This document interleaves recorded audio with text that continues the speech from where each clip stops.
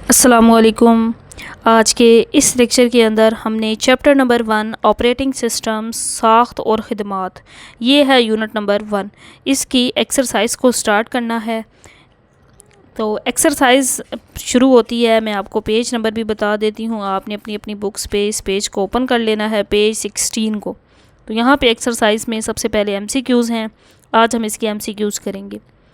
तो MCQ start कर लेते हैं, साथ साथ अपनी अपनी बुक्स पे इसको आपने मार्क करते जाना है।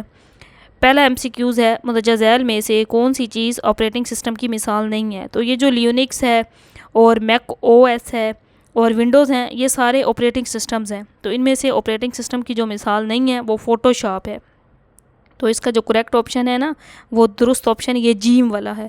दुरुस्त जवाब जीम वाला है।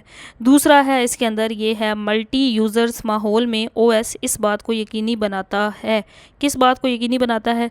ये मसावी रसाई और डाटा की राजदारी को, equal access and data privacy को, मल्टी यूज़र का यही काम होता है। टॉपिक में भी हमने पढ़ा था। पहला इसका जो है ये दुरुस्त ऑप्शन होगा, अलिफ वाला।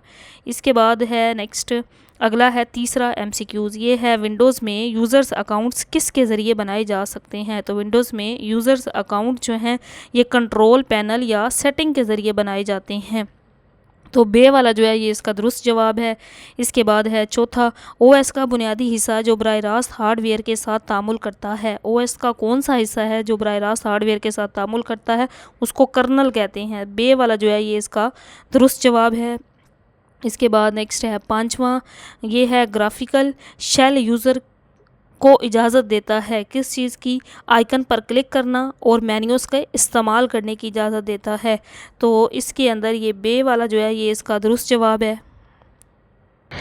और इसके बाद अगला है नेक्स्ट पेज नंबर 17, जिस पे बकिया एमसीक्यूज़ हैं।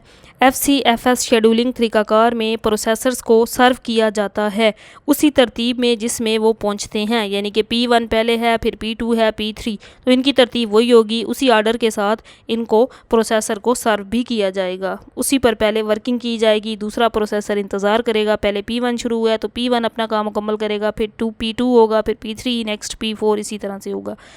तो इसका जवाब ये होता है कि एफसीएफएस शेड्यूलिंग में तरतीब जो होती है ना, ऑर्डर जो होता है, उसका बड़ा ख्याल रखा जाता है। सातवां है, एक ही प्रोसेस में थ्रेड्स क्या करते हैं? एक ही मेमोरी और वसाइल को शेयर करते हैं। जो इसका बे वाला है ना, ये वाला इसका दुरुस्त जवाब है।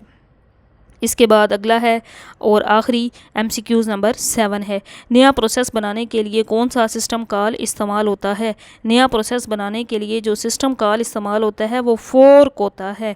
तो इस हिसाब से फिर इसका दाल वाला जो है ना, ये इसका दुरुस्त जवाब है।